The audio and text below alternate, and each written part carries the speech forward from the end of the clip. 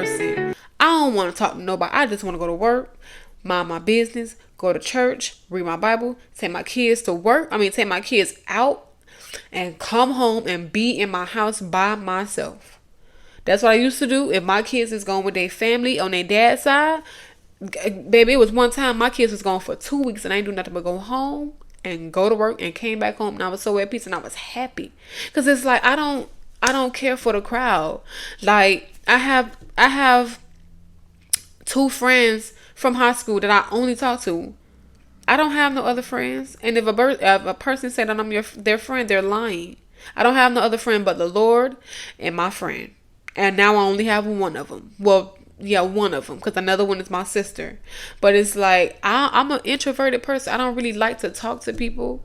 I really don't. And that's how the Lord used you, though. He real funny the way he used you, though. But it's like I don't really talk to people. Like when for the ones who don't know, I'm sorry because I supposed to say this in the beginning of the video. I started like in my way of like when I was going through what I was going through. I'm a very introverted person. I don't like to ask somebody for help. I don't like to ask somebody for nothing. But the Lord says to me, just go out and give out Bibles. And I'm going to get to that story in a minute because it's like, it was tough. But, going back to what I was talking about, like, it was hard for me to just let a person in like that. So I was moving pace to pace, slowly but surely. And every other day or every other couple of hours is an attitude because I'm not doing this or I'm not doing that, or he feel like I'm not doing this enough. And then he started looking up spirits about what spirit can be controlling me, and all of this just throwing stuff at me. And I'm just like, Lord, what the heck is going on? Like, I don't understand it. And it's like it's just a whole bunch of stuff happened after that. Then I lost my car, I lost my job, all in the same month. So it was like me going through those things was me being disobedient to God, because not only that, before I met this dude, God says to me, you need to be single and give your life to me for 1 year. And I did not listen. And like not listening led me into a whole bunch of deceitfulness. Like that's just like you tell your child to stop jumping off the bed and you, okay, that's it. Walk away, and the lesson learned, because they done fell off the bed. Now you let your hands go because I'm not gonna keep talking to you. And that's basically what the Lord did to me. Like, he was done talking to me. He was like, girl, I'm you go find your way, and you go find your way somewhere you don't want to be. And I did. Because I ended up getting pregnant. And I ended up being in shock because I'm like, I didn't want no kids before I got married. I already got 2 kids before marriage out of wedlock. And that's before I even knew Christ. Like, I had my first baby at 18. And I had my second baby, I believe I was 21 or 22 years old. Well, no, I think I was 20. Or 22. Or 21. I don't know. She was born 2020. But yeah, like I caught myself being pregnant. And I remember in my house having this battle with the enemy and having a battle with God. And I remember just being so in shock. And not even just in shock, but in fear of me being a single parent of 3 now. And I'm already a single parent of 2. Telling myself that I want to be married before I have kids. I want to have a deeper relationship with Christ before I have more kids. I want my kids now to have a relationship with God before I have more kids. And it's like I have another one from me being disobedient. From me being just like hard-headed. And that made me feel some type of way. And I battled with that for 3 weeks. Like the first couple of days I was okay. Like I spoke to him about it because I found out when I made him leave, probably like a month later.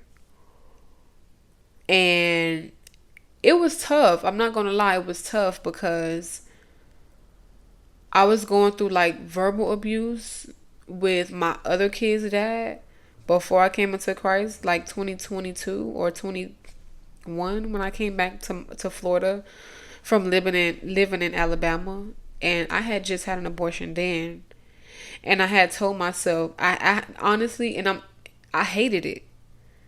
I hated the fact that I did that, but I did what I thought needed to be right.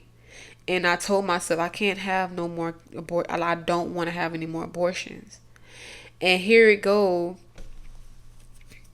I have another one with a dude that I thought was gonna be my husband, because before we even got to that part, we were engaged, and with the engagement ring, I was gullible the first night I received it. But when I, sat back and thought about it, the Lord revealed to me, like, it was just the enemy wanting you to stay where he, like, stay put until he come back for you. Because I started to feel very at ease with it. Like, I wasn't, like, the ring kept falling off. It kept going every which way but straight. And when I first got it, it was just stuck there. You know what I'm saying? And I just, and when after that, I just, like, started praying.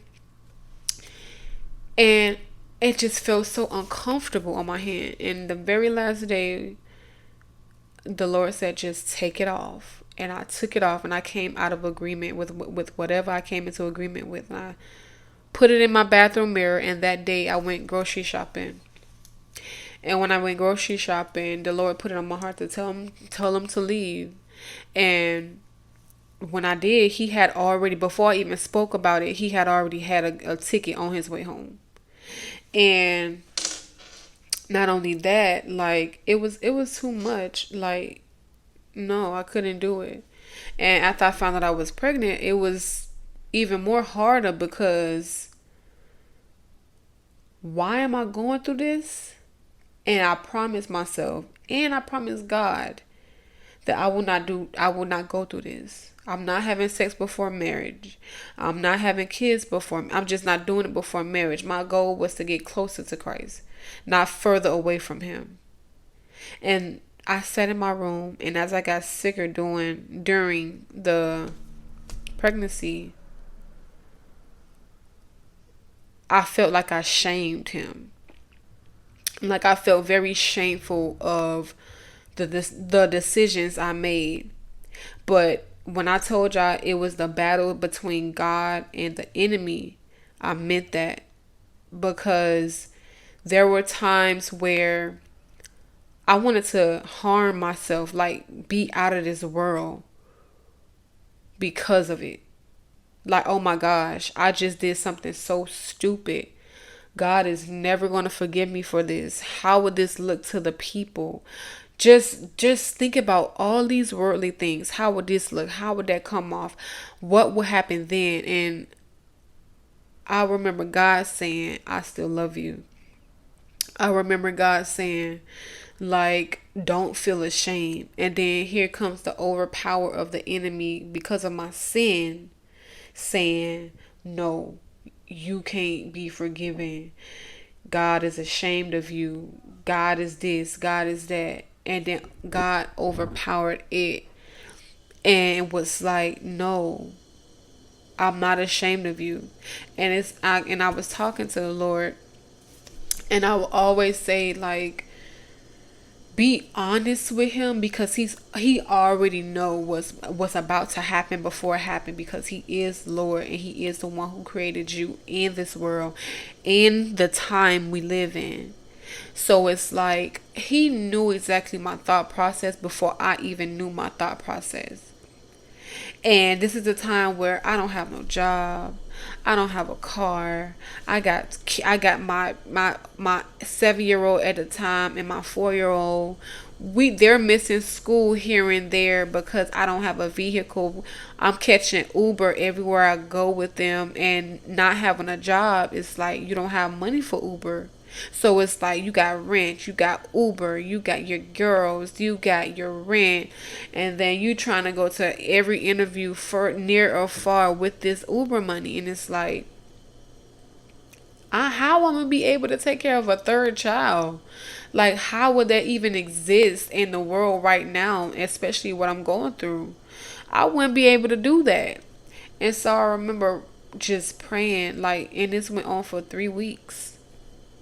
3 weeks I was in my room, unable to feed my kids at the time, just hard down.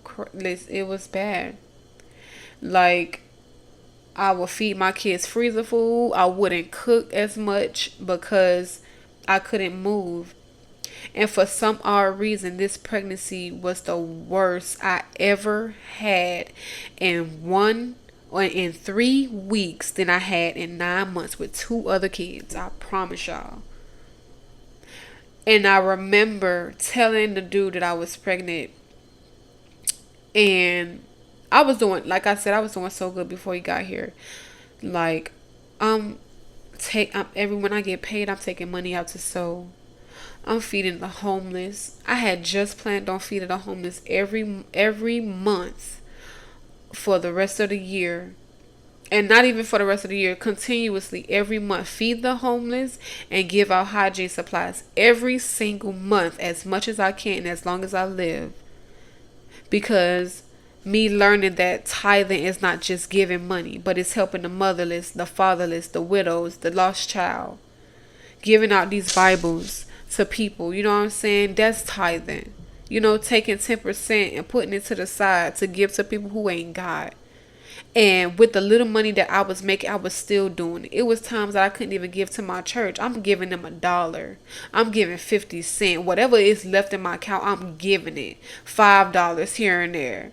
And when I do come up with some money, I'm sewing $50. I'm sewing $60. Like, you know what I'm saying? So it was like, I was doing good.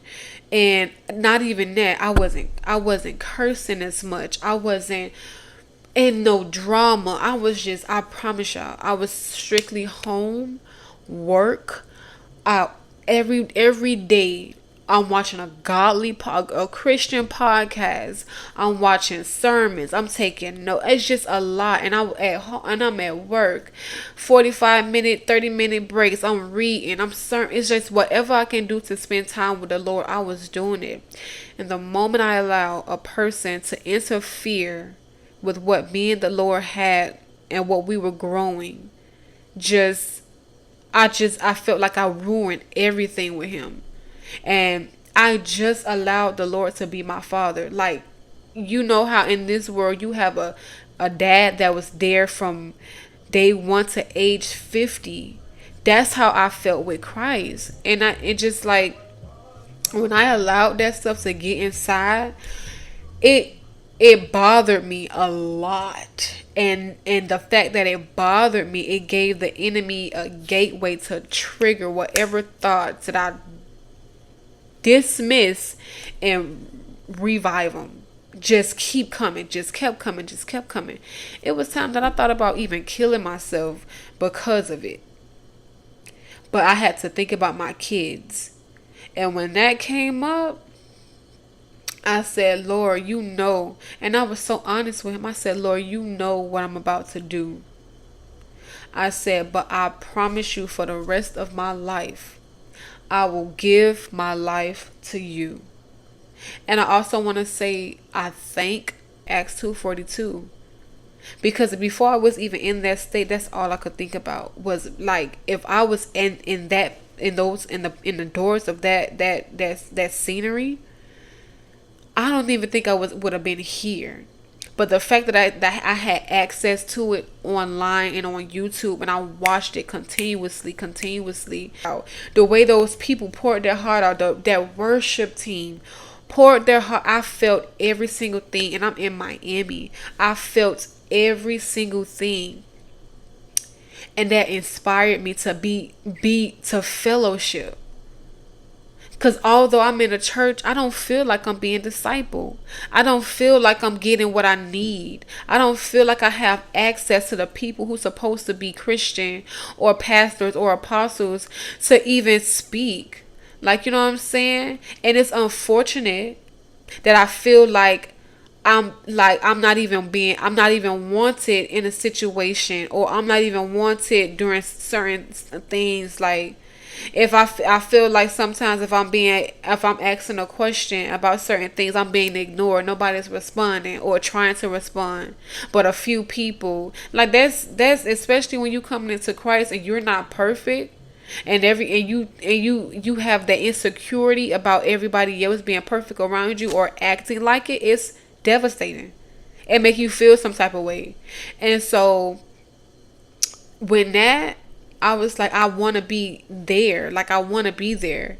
And so for that 3 weeks, I sat and repented to the Lord with whatever I was about to do, and I forgave myself, because I was looking at myself like, how could you do something like this? Like, how could you make all? And I just promised. I have a notebook, and I looked up. I went through my Bible, and I wrote down all the promises that the Lord made His people, and I wrote down the promises that I made to the Lord. And looking back at some of these things that I broke my promise to Him, that hurt me. So just imagine how grieved He can be right now, even right now to this day. Because one of the commandments is we shall not murder.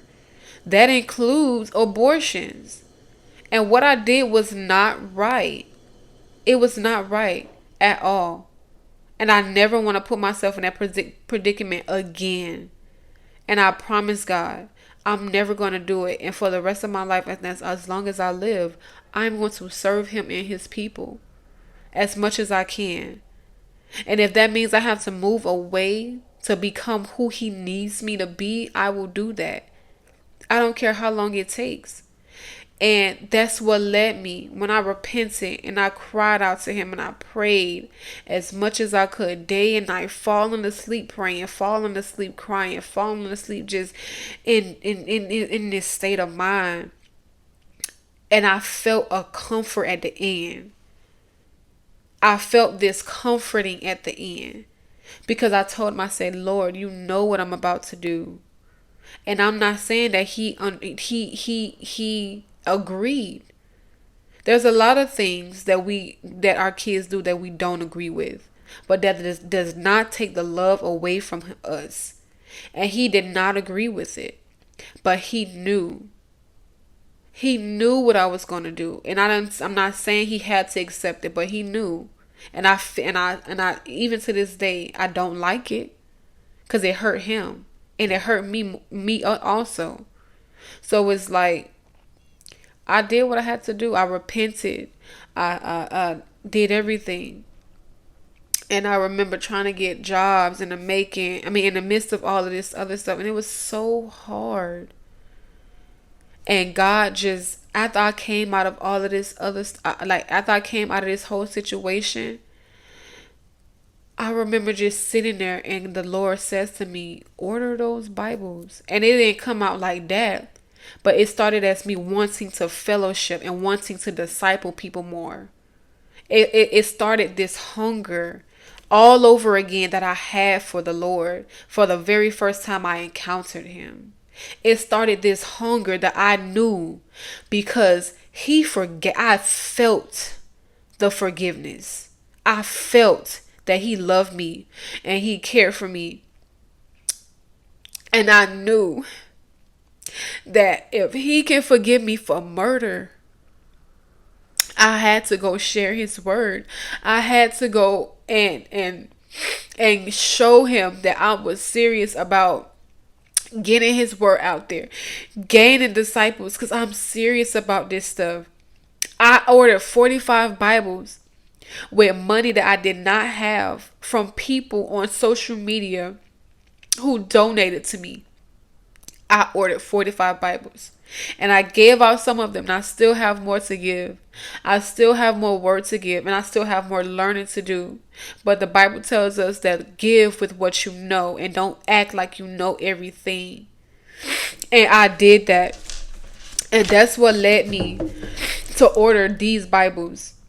I had 25 of these, and I have 20 of these, and I ordered them, and I have a box full of them to give away to people like the homeless and the lost and the people who feel like they don't have anybody. Because that's how I felt. I felt alone. I was scared. I was scared for myself. I was scared for me and the Lord's relationship. I was scared for my kids to even experience something like that around me and have them go through a male figure who lied, not even lied, who deceived me in himself around my kids. And then coming to find out that just coming to find out certain things, it shook me in a way that I'm like, I can never give up on the Lord, and I can never disobey him again. And I'm not perfect. I don't have everything together. I don't. I still curse. And I curse when I'm irritated, when I'm frustrated, when I'm impatient. And I'm not saying that because it's good. I'm saying that because I'm transparent and I'm confessing with my tongue. That's why I'm speaking about it. Because I'm not perfect.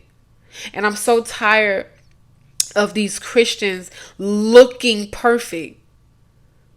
Looking perfect. Jesus wore sandals in the dirt wherever he went at, with cloth clothes, and not this type of clothes. Just imagine being just imagine coming down from royalty to this dirty, nasty earth just to give love and to let people know that that there is somebody who cares for you, and there is a plan for your life for good and not for evil.